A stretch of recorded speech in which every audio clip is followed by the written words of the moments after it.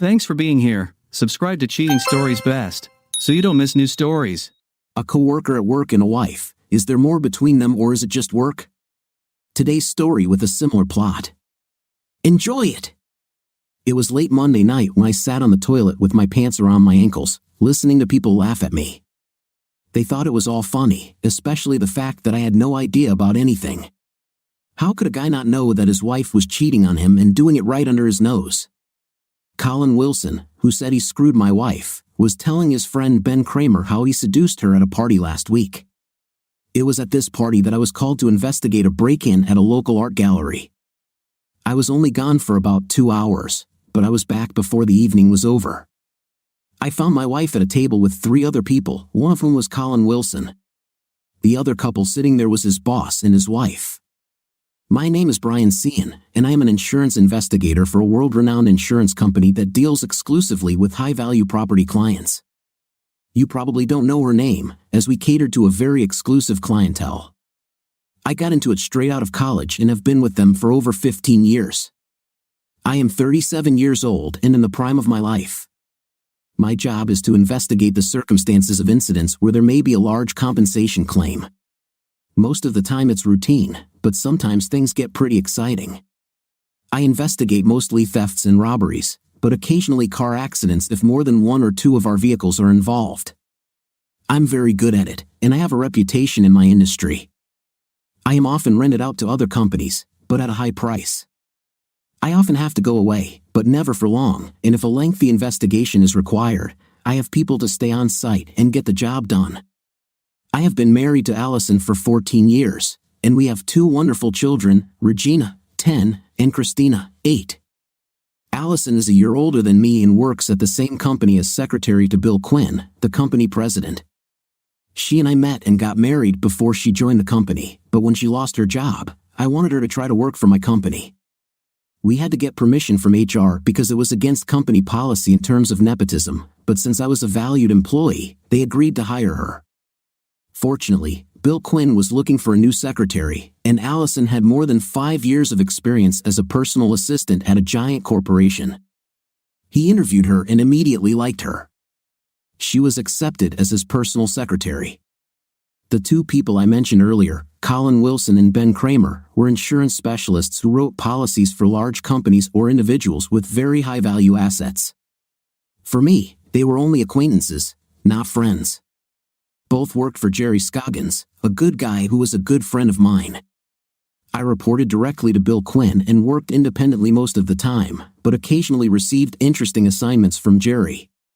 The conversation I overheard took place a week after the party. I went to the toilet to relax and sat there for a while, pushing and sweating. I had eaten some scallops for lunch a day ago and thought they might have been a little stale. While I was cursing my fate, Colleen and Ben walked in. They seemed to ignore the closed booth door and began talking about the party. That's when Colin started bragging to Ben about his latest conquest. I listened to the story, in increasing pain in my intestines that had nothing to do with cramps and sweat from bad fish. How did you get into her pants? I didn't think she was that kind of woman. Go ahead, tell me, since I wasn't there. We did a couple of dances, and she was pretty friendly, but Brian was there, and she just smiled when I asked her to come to my office. She said Brian wouldn't be too happy if she did that. So what then? What did you do? Well, I talked her into having a drink with me at the bar while Brian was dancing with Judy, his secretary. I asked the bartender to make me a double shot and then switched our drinks while she was talking to someone. This was the easy part. I just wanted to get her a little drunk so I could touch her on the dance floor, take what you can get. Yeah, but Brian was still there, so what could you really do? Hey, wait a minute. Didn't you arrange for his departure? Hell no, it was just dumb luck. We were doing a quick dance when he came over to tell her he needed to go away for a while. She wanted him to take her home first, but he told her to stay and have fun as he was sure that he could return soon. She wasn't too interested in it, but she stayed. She sat with me, Jerry, and his wife. And what happened next? Finally, get to the good part.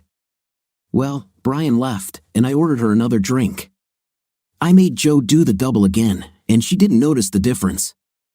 We did a couple of slow dances, and by then, she was almost out of it.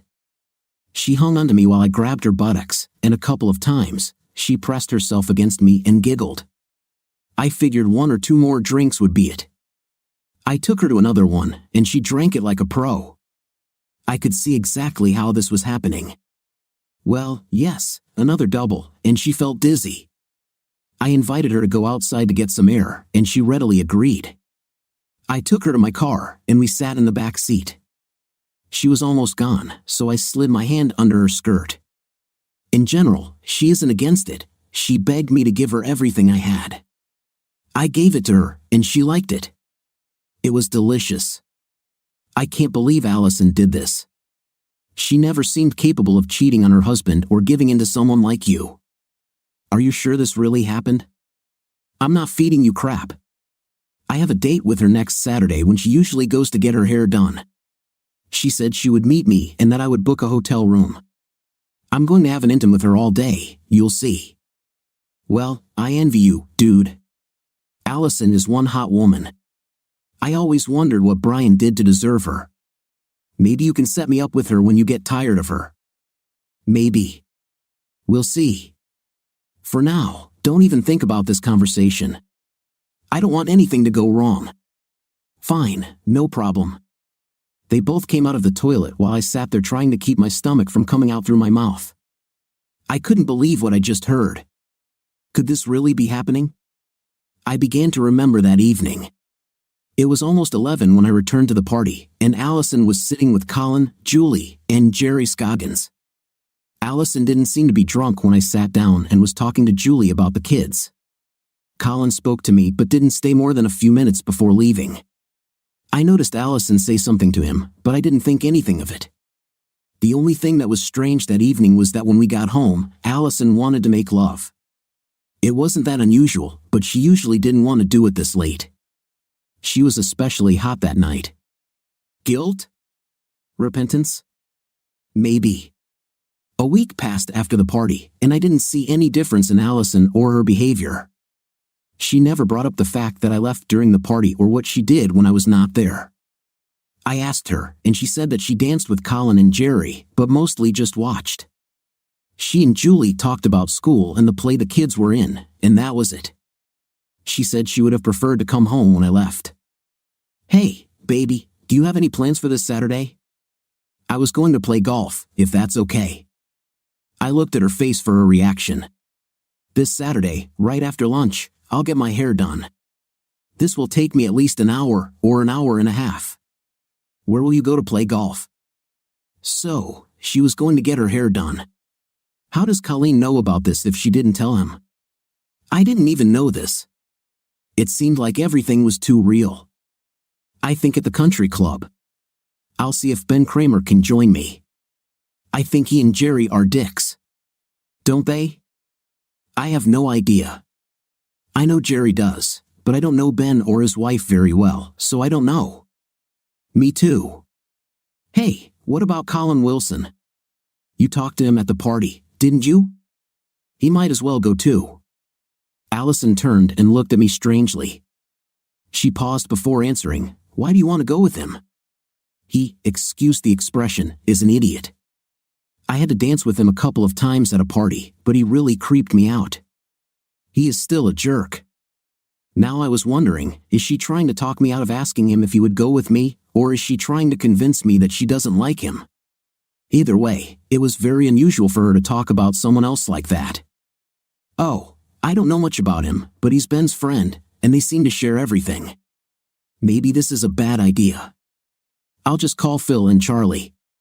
They always want me to join them. That sounds like a better plan. Stay away from Colin. You shouldn't mess with him, okay? He's not on my list anymore. So, you don't mind golf? I don't mind because I'll still be absent. Why don't we have dinner at the Cypress Inn restaurant later? I'll have a nice haircut, and you'll relax after playing golf. You can take me out and be proud of me. I can give Chrissy and Jean to my parents.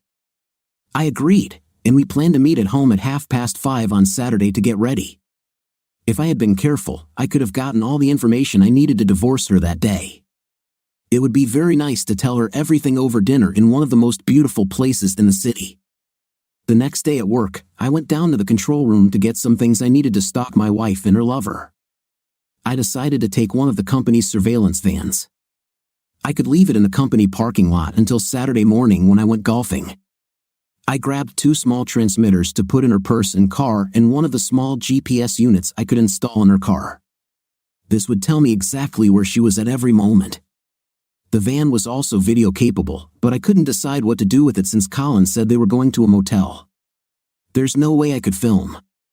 Maybe I could put the camera in her jacket, but only if I knew for sure that she was going to wear it. I could try, but I wasn't sure. When she goes somewhere, I can follow her through the GPS unit. The surveillance van can tap into its signal so I can monitor her location on the van's grid. It was programmed with local street maps so I could locate the actual address within 30 meters. The audio transmitters picked up any voices, and I could record them in the van. This can all be done automatically, so I don't even have to be in the van.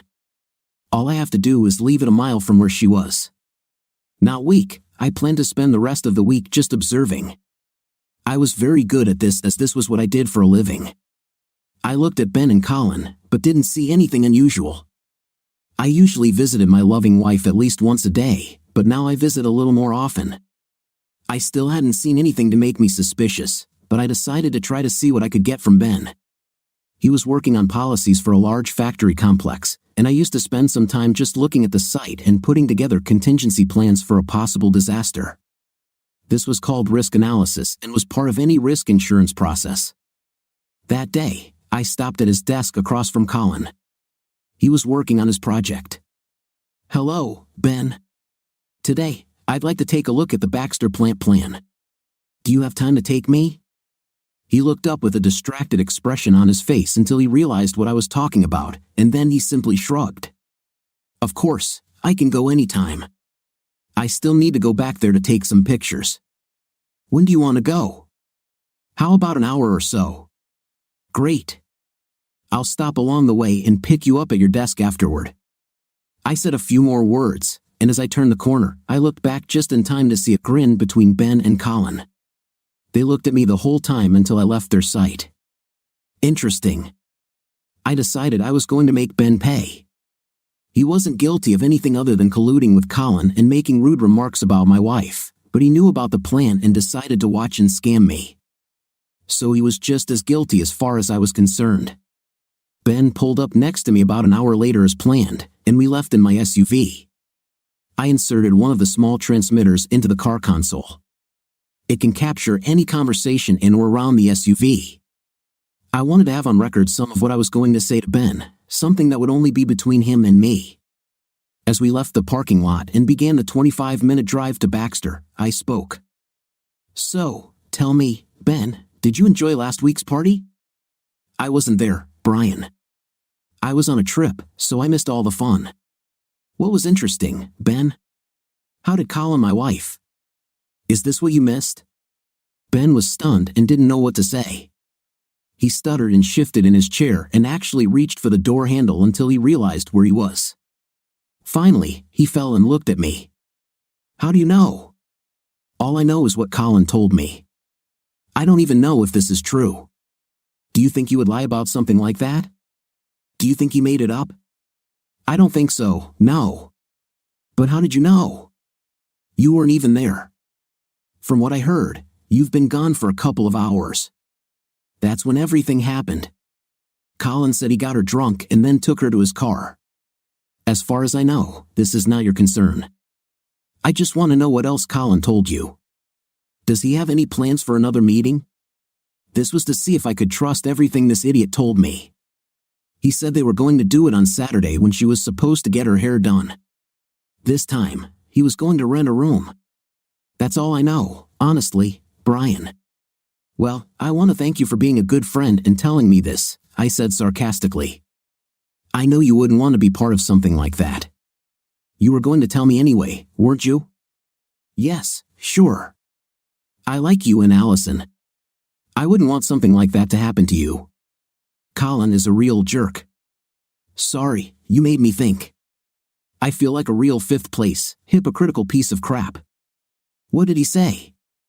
Oh yeah, couldn't hear after Colleen was done with her? With these words, I reached into the console and turned off the recorder. This was what I wanted to have later, what I wanted to say. Now was not written down. It's not a problem, Ben. As long as you do everything as I tell you, you'll be fine. Fail me, and you will be in a world of pain. Is it clear, Ben? Ben just shook his head affirmatively. He got the point. One more thing, Ben. Nothing from our conversation should reach Colin. He doesn't know that I know, and you won't tell him. If I find out you said anything to him, I'll beat the crap out of you first, and then I'll make sure you get fired, and it's known that you can't be trusted. Do you understand me? You know I have ways to bug you and Colin, so I'll know if you mess up. I won't tell Colin anything. I won't even talk to him if you want. No. Do what you always do, and let him talk. That's all you need to do. There's no problem if you even agree with him. Now I know the truth. Just remember what I said, and everything will be fine. We didn't talk much after that and spent the next 2 hours there without saying a word. He did his job, and I did mine. I had what I needed, and Ben would be left out too. He just didn't need to know right now. This week was one of the longest of my life. I kept a close watch on my wife, but she was not doing anything unusual. Wednesday evening arrived, and the children went to their school dance class for children, which was supposed to end around 9:30. I was sitting in the living room watching TV when Allison came in and sat on my lap. She put her arms around my neck and started pressing her ear to mine. We have about 2 hours before I go pick up the kids. Don't you want to make love? Although I was a little disheartened and angry about what was happening, I was also human, and against my will, I became aroused. I grabbed her around the waist and pressed her tightly to me. I kissed her tenderly. Take me upstairs to our bedroom right now. I want you, and I want it now. I needed no prompting and followed her up the stairs to our bedroom, all the while watching her cute behind on the way. We started to undress, and then there was mind-blowing intimate between us. When it was all over, we simply lay in each other's arms for some time, not feeling the need to speak or disrupt the mood with action. This was love at its finest. For a while, I forgot my doubts and fears that this could very well end for us. I wanted to forget and believe that it was all a lie, but she wasn't meant to be. That was quite nice, husband. I think we need to do this more often, don't we? We seem to be out of sync for a while. Let's not let this happen again. Fine. I'll definitely work on this. How much time do we have? Can we take a quick shower? I have to pick up the children after 9, but we can pick them up later if you want now or wait until our date on Saturday night. I can ask the children to go to their mothers for the night. How about this? I'm on a date. Anything else on Saturday? How is it? Okay. You have golf, and I have a meeting with the hairdresser. Then, love, we have a dinner date, and after that, I'll be yours whenever you want. And you better do lots and lots of that for me. Do you have a better offer now? No. Okay, then we're in touch. Allison quickly got dressed and went to get the children. I lay there for a while, just remembering what had just happened. How could this woman make love to me like that if she have a night with that eating Colin Wilson? I knew she was smart, but was she also a good actor? Something was definitely wrong, and I was going to find out on Saturday. While she was gone, I checked the transmitters and found that they were working fine. I planned to install them Friday night in her car in Percy. I had everything ready except for one more meeting with Ben Kramer. I needed to find out what hotel Colin had booked at. Ben will find out for me or I'll do something he won't like. The next morning, I called Ben and asked him to meet me in the third-floor cafeteria. He agreed without comment, and when he came in, I was sitting at one of the tables. He joined me without saying anything, and I quickly got to the point. Ben, my friend, I need you to find out from Colin where he plans to take Allison on Saturday. I need the name of the motel and where it is located. All you have to do is catch him somewhere alone and ask him. Tell him that you think he's feeding you crap and that if he tells you where he's taking her, you'll believe him. I smiled at Ben as he tried to figure out how he could do what I asked. He was afraid that I would do something if he didn't. Finally, he agreed but asked how I would know if he would tell me where they would meet. I told him not to worry about it. I have ways with that. He walked away, but not before I hugged him and tucked one of the transmitters under the collar of his jacket, reminding him of our agreement. He was so scared of me that he never felt anything. It was almost invisible, held in place by glue, and he didn't notice it. I returned to my office and turned on the receiver. The place was buzzing and let me know that Ben was back at his desk and talking to Colin. I heard him ask Colin to meet him in 10 minutes in the copy room. Colin agreed, and then nothing happened until Ben stood up to meet Colin. I went back to listening. "What happened, buddy? Do you have problems with politics?" "I'm the best, you know." "Nonsense, Colin. I was on set with Brian yesterday, and he doesn't seem to have any problems at home. I asked him if he was okay, and he said something about how it couldn't be better. I think you're feeding me crap about his wife." "Hey, dude, nothing but the truth. I wouldn't lie about something like that. Why do you not believe me? Where are you taking her on Saturday?"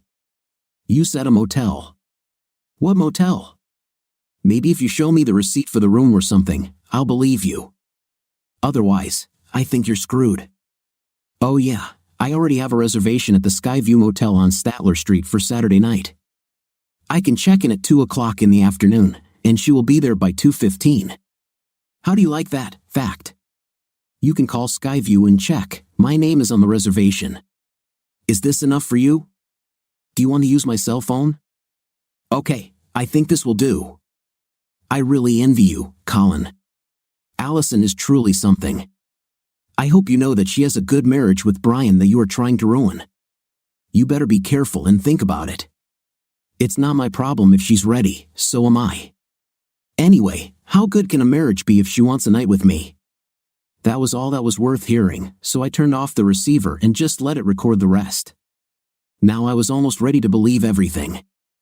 I was really hoping that Colin would back down and admit that he made it all up, but now he had confirmed the number and was just waiting. At least I had the address, so I could connect it to the equipment in the van and let the rest work automatically. Maybe I could just park the van there on a Friday night, turn on the equipment on Saturday around noon, and forget about it. Everything else will be done automatically, and I won't need to be nearby. I didn't want to see or hear my wife as she tore my heart out and stuffed it in the toilet. Now I was lost. I could only continue and try to get what I needed to get back at her, Colin, and Ben. The first thing I did was call the motel, and they confirmed that Colin was registered. At least part of it was true. Now I just had to wait until Friday evening. But then I had a thought, what if I could take a photo of them entering the motel room? I decided to visit the motel that day and see what I could do. I walked into the Skyview Motel office and waited for the clerk. He was an unscrupulous character, which was good for me. Honesty is not what I was looking for right now. "Hi, friend. I am an investigator for an insurance company, and I need information. I have an ID and a warrant for you." With that, I quickly flashed my badge and handed him a genuine document, which to most people looked like a search warrant. It was fake, but I was counting on the fact that he was not smart enough and that he would be easy to deceive. The $100 I slipped him didn't hurt either. "Yes, sure, what do you want to know?" I asked him to confirm Colin Wilson's reservation and asked if he had a room number. He said no, so I asked if he could give him a room on the first floor overlooking Statler Street. He tricked and tickled until I slipped in another $50 and finally gave me a room number that would allow me to shoot a video. I let him know about the van that would be parked on his property, and he just shrugged and said it was no big deal. I thanked him again for his help and gave him another $50 for his silence. He gave me a devilish grin and put the bills in his pocket. After I left, I decided that I could now get the video I wanted by pointing the camera through the front window of the van, which I would park in front of their room. Now I am packed. Friday at work was pretty tough for me. I didn't know what to do with myself, so I walked up to Bill Quinn's office under the pretext of talking about my visit to an art gallery that had been robbed. He didn't really need to know, but I wanted to see my wife. As I walked down the hallway, her face lit up when she saw me. She waved at me, beckoning me to her table, and I walked over. I really enjoyed the last few days. You see me more often than before. I'm not complaining, But what happened? Is there something going on that I should know about? Nothing like that as far as I know. I just like seeing you, that's all. Is Bill inside? Yes, he's inside. Do you want to meet him? Yes, if it's possible. I need to talk to him about working at an art gallery. I went in and talked to Bill for a bit. Bill was very young to be a president, but I knew that he had made a reputation for himself some time ago. He launched this site as well as most of the other places and put them into operation. I knew he owned a good portion of the company. He had a wonderful wife named Naomi whom I met several times. She looked like your typical trophy wife, blonde, slim, nicely as hell, and truly gorgeous. She and Allison were about the same age and talked often. Bill and I were quite close. While I was there, I asked him point blank what he thought of Colin Wilson. At his request, I often spoke about the work of other employees, as he insisted that I take on more responsibility as management, but the issue was mine. Why do you want to know about Colin? Is there something I should know about? I need you to tell me if one of my employees is having problems or causing problems. This is true. Well, I might have big problems with Colin. I don't really like him and Ben. Perhaps I may have more information for you this weekend if everything works out as I expect. I'd like to be able to call you at home on Sunday if that's okay. Otherwise, I'll wait until Monday. Let's see until then. I'd prefer you not tell anyone about this. Fine, no problem. I'll wait. You know I trust your judgment on these things. You have always been fair in your assessments, and I respect that. I would just like you to consider taking the position of vice president that I offered you, as per your request. I still haven't mentioned this to Allison, but she should know about it. In fact, if you don't tell her soon, I will. I'm just waiting for the right time to bring this up. This means a lot of changes for us, so I wanted some time to think about it.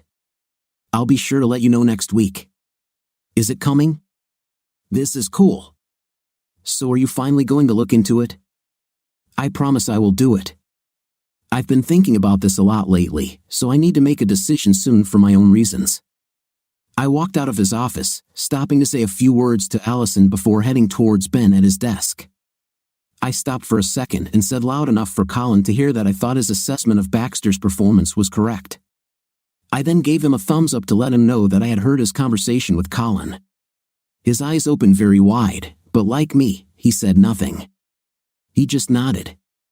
I patted him on the back as I removed the small transmitter, as before he felt nothing. I finished the day without any distractions and waited for Allison before heading home. I wanted to tell her that I needed to take the van to someone and that I would catch a taxi to my car, so I would be a little late. She kissed me goodbye and went home. I noticed Colin standing by the door, watching her leave. He looked at me and turned away to return to his seat. I dropped the van, locked the camera in position, making sure it captured the right room the clerk gave me. I locked it and reminded the motel owner that I was supposed to leave it there for the night and maybe tomorrow. I slipped him another $20 and thanked him for his understanding. He put the money in his pocket and shook hands. With that, I went home. Friday night at home was another surprise. Allison ordered pizza for the kids and said she made sure they went to Grandma's that evening. I asked why, and she said she enjoyed Wednesday night so much that she wanted to continue it tonight. Do I mind? Not so much. Well, Friday night was almost the same as Wednesday night, except we did something new. While I was enjoying it, I had a sickening feeling thinking about where she could have learned all this. But when I asked her about it later, she giggled and pulled a book out of her nightstand and showed me an article about making love after 35. I'll be damned if most of what we've been doing the last 2 nights wasn't there. I really enjoyed it. That night, I tried to do everything she wanted me to do, and I succeeded. It took most of the night, but so what? I promised myself that I would take some Viagra. We lay next to each other, and I finally plucked up the courage to ask her where all this came from. Allison, I like what we do, and I really want to please you, but I have to ask, where does it come from? Why now? If I didn't trust you so much, I'd wonder if there might be a guilty conscience involved. Sorry, Bree. Naomi told me something last week that I can't repeat. I just keep thinking about us and the girls and our life together, and it makes me so happy sometimes that I just need to express myself. It turns out that I chose this path because I wanted to show how much you mean to me." I listen, and seeing her happy made my heart burn, but the next moment I wondered if this is true, then how can she have an affair? Should I ask her? "I'm glad you feel that way. Are you sure I make you happy enough? Are you satisfied with our lovemaking, or are you missing something, and that is why you are doing all this new stuff? Tell me honestly. I love the way we make love, and you have always satisfied me in every way. I have no reason to want more, but I just don't want us to get into a rut where we get so used to everything that we let it become a routine with no interest. Can't you see it? Don't you want me to always be desired by you? You'll never have to worry about that. I love you and always will. I can't imagine anything ruining what we have. That's good, because I won't allow it. You are mine now and forever." We spent the rest of the night in each other's arms and woke up the same way. I was pleasantly exhausted but wanted a shower with Allison. I shook her and pulled her into the shower with me. She went willingly and with mocking irritation, complained bitterly about being taken out of her warm bed. But when I let her go, she didn't leave. We turned on the water, and she quickly moved into the spray, turning to hold out her arms for me to join her. We lathered each other up all over and paid special attention to each other's more interesting parts. Soon, we both got horny and gave pleasure to each other. When I asked, she said she was ready for that day but that she was expecting something more that night. With that, we finished showering and getting dressed early in the morning. I drove to the motel and made sure everything was ready. I set all the timers to start at 1 p.m. and made sure the audio recording would last at least 5 hours. The video was written to DVD and would take at least 7 hours after compression. This will cover the entire day. I initiated the sequences and locked the van. When these two lovers enter their love nest, they will become the stars of my new film, and the first screening will make a very loud impression on everyone involved. I drove home to pick up my clubs and wish my beloved wife a good day. That day was terrible. In any case, I was playing golf with two guys I met at the club, and if my score was any indication, they must have felt like I was wasting my money on the club membership. I ended up buying beer for all of us like a big loser. It was just after 5 when I drove to the van to make sure everything was okay. I looked around the room but didn't see any cars or any activity, so I assumed everyone had already left. Of course, I quickly called my home phone, and Allison answered. I just told her I was on my way and hung up. Since the meeting time with Allison was so close, I drove home without reviewing the information I had collected. I really wanted to have this before dinner, but then I thought about our planned evening. Why not enjoy what she had to offer just one more time? After all, I enjoyed making love to her, and even if she cheated on me, it shouldn't ruin my evening. I thought about it but found that I was starting to choke again. Why is she doing this to me? I loved her more than I could imagine, and I didn't know how I would live without her. I knew that if I had the information I expected to see on the surveillance tapes, I would have to get a divorce. I loved her, but I couldn't accept her behavior. What about the children?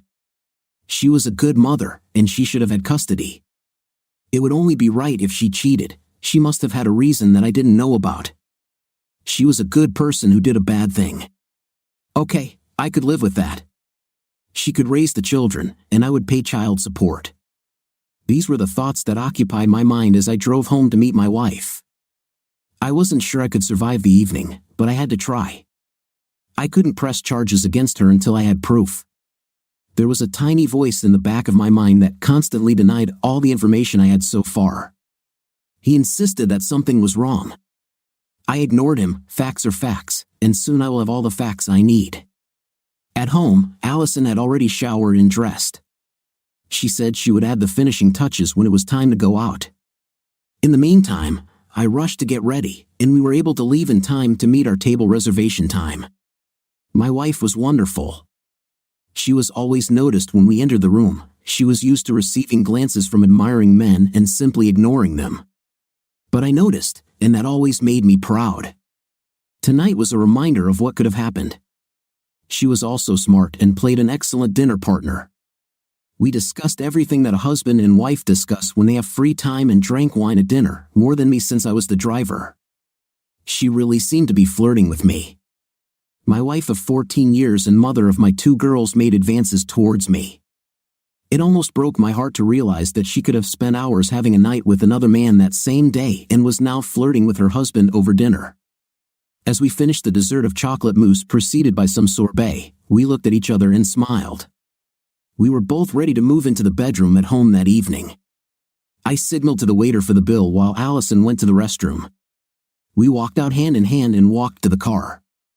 As I turned onto the main street and headed toward our house, Allison walked up to me and leaned her head against my shoulder. She lifted her hand to remove one of my hands from the steering wheel and lowered it to my lap. With little prompting, I hugged her like we did when we were young and in love for the first time. She sighed and relaxed. We drove home like this, slowly but comfortably. At home, Allison was walking around the house doing all those little preparations to get things done, and finally, she looked at me. "Shouldn't we go upstairs and pick up where we left off this morning? I think you owe me something since you only gave me a down payment earlier, remember?" "I remember." "You lead, and I will follow." We quickly went upstairs to the bedroom, and Allison stood in front of the bed. I stripped down to my boxers and socks. She took off her top and bra, leaving only one strand of pearls on. She reached out to remove it, but I stopped her hand. "Leave them alone. You look so hot standing here wearing nothing but the pearls around your neck. You are incredibly beautiful. I could watch you all night. This is something only you will see. I am completely yours, and I want you to do whatever you want with me. I want this night to be the first night of the rest of our lives together. Are you sure? Is this what you want? I wouldn't do anything to hurt you or make you feel ashamed. You should know that I trust you completely and give myself completely to you. I love you with all my heart." At that moment, I believed her and knew that no matter what I found the next day, I would never give up on her. I would put it off until tomorrow. Today, I will love this woman with all my heart. That night, we did something I had never done before. We made love in positions I didn't think possible, and she did things to me that I never thought possible. Sometimes she would laugh and quote the page number when I asked her about her fantasy, but it was a magical night. That night, I learned to love talking, giving, and receiving. God, what a night. We fell asleep in each other's arms and woke up late Sunday morning. She didn't want to get up, so I suggested an encore of one of our favorites from the night before. She quickly agreed, and we made love one more time before finally getting up. Sunday meant she had to pick up the girls. I said that I needed to get there quickly to check on the van and that I would be home soon. She said she would probably stay at her mom's for a while before returning. This left me time to get the tapes from the van and see what they contained. I still had to check what I left in her purse and call, but that could be done later. She left, and I drove to the van. I got all the films and prints out with no problem and took the van back to the production facility. I called a taxi to pick me up and take me back to my car and drive home. The first thing I did was look at the GPS printout.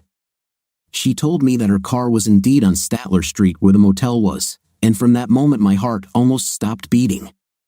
I hoped against hope, but apparently it didn't happen. I almost didn't bother to go any further but wanted to watch the video for myself to confirm. I turned on the TV and DVD player and inserted the DVD. I pressed play and sat down to have my heart broken. The picture was perfect, and the room was in the center of the screen. I fast-forwarded until I saw a car approaching and slowed down to normal speed. I saw clearly and distinctly Colin Wilson get out of the car and open the door to the room. He entered and closed the door. I rewound again until another car appears. I watched as a woman came out and walked to the door. She knocked, and Colin opened the door. He smiled, and the woman approached him. As she entered the room, she turned to look around, and I saw her face. My heart started beating in my chest, and my pulse was going through the roof. I paused the video, went back to the beginning, and watched it all the way through before extracting it. Well, I'll be damned, I said to myself. I had to immediately call Bill Quinn at home. There was one address I wanted to check, so I pulled my wife's address book out of my desk drawer. Sure enough, the address I needed was there, and it was what I thought it might be. I smiled to myself. Now I had all the information I needed to correct the situation. I called Bill at home, and he listened as I told him I needed to talk to him immediately. He told me to come, but I insisted that we meet somewhere else, alone, just him and me. He was confused, but finally agreed to meet me at the TGI restaurant near the office.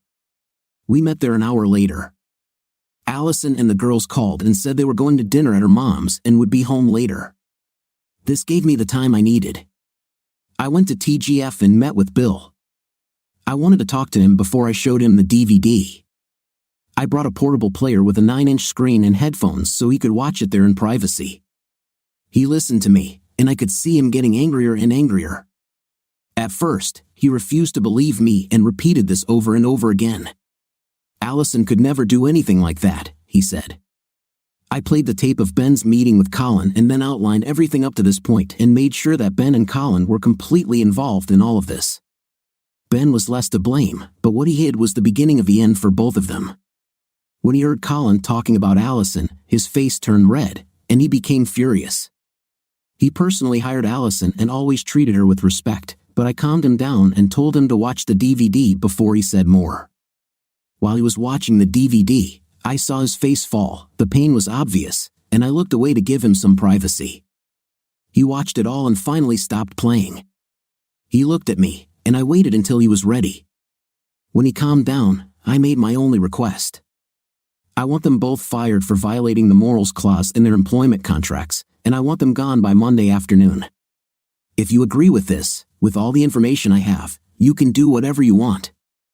I will never mention this again. Bill looked at me in surprise but began to smile. It was nice to see that smile. I didn't want him to be involved any more than necessary. I give you my word, this will be done first thing Monday, and I will personally escort them from the premises. They are like dead to me. I can also take further action, but it's better that you don't know what it might be. Fair enough? After that, I gave him a bag with all the surveillance data, with the exception of one small cassette, which I kept for myself. I needed it for my own purposes. My wife is in for a surprise, I thought. Bill and I talked for another hour or so and made some additional decisions that we'll take care of later this week. We shook hands as we parted, and Bill spoke to me again before I left. You are a good and decent person, Brian. I appreciate what you did and respect your actions in this matter. Things could have gone very bad if you were hot-headed. You have my gratitude and my respect. I felt better than I had for a while. I went home to see my family. They had no idea about the coming changes. That evening, everything was fine at home, and I was in a very good mood. Allison wanted to know what happened, but I told her she'd find out at work tomorrow. We were very tired from the night or nights before, going to bed early just to sleep. Allison wanted me to hug her, and I was very happy to do so. We fell asleep in each other's arms, just like last night. Monday at work was full of activity. Allison called me at 9:30 to find out what had happened.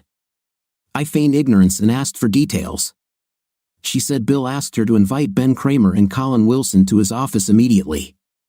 She said that they were both there now and that they were all screaming. I said that I was completely confused and asked her to let me know what else happened. She called 20 minutes later and said Bill had asked her to get security to come see him immediately. She covered the phone while talking to someone at her desk and then came back to tell me that Bill had asked security to escort Ben and Colin back to their desks. She quickly hung up and promised to call back. I didn't hear anything from her for the next hour until she finally called to say that both Ben and Colin had been fired and that Bill wanted her to type up disciplinary letters for both. The reason for dismissal was to be a violation of the morals clause.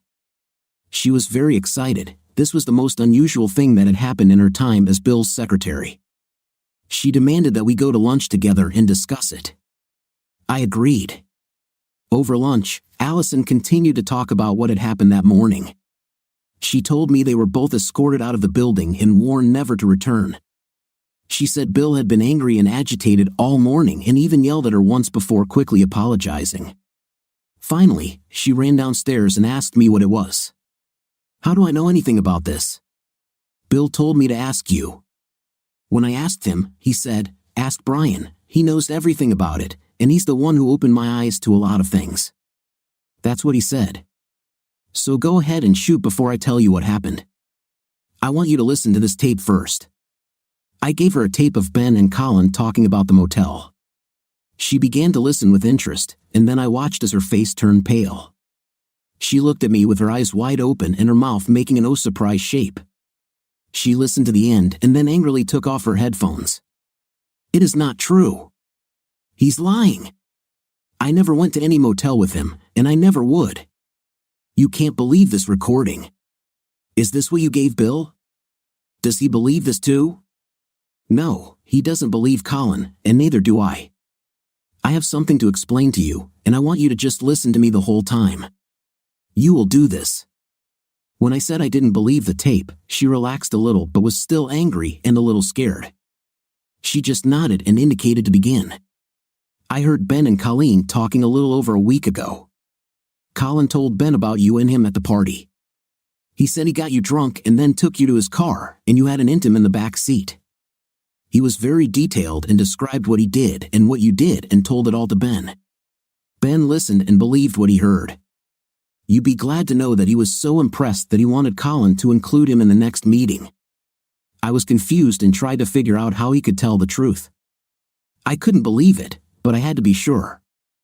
Allison tried to interrupt me before I could continue, but I just didn't let her say a word. I needed to quickly uncover the truth before it exploded. I told Ben to talk to Colin, and Colin said he booked a motel room on Statler Street for Saturday afternoon when you were supposed to get your hair done. Then I was upset because how could he know about your meeting with the hairdresser if you didn't tell him? Do you remember I mentioned Saturday to you? We made plans for this evening, but he hasn't been there since. I calmed her down with a wave of my hand and trudged on. I decided to be absolutely sure it was really you, so I used one of the company's surveillance vans and set it up to track your car and take video of whoever came into the motel room. I asked the receptionist to give me the room number so that I would know where to record everything and watch it on Sunday. It was after this that I called Bill and gave him everything. Ben and Colleen were fired at my request. Allison listened to me as I told her this story. She was still confused and couldn't believe that I thought she was the one with him at the motel. But I wasn't with him. I styled my hair just like I told you. My salon is on Statler Street, but I didn't know about any motel. You don't believe me? I actually know who he was with because she told me herself. I quickly continued, cutting her off before she could let it out. I had to convince her that I trusted her all along. This is not the truth, but the wisest thing, yes.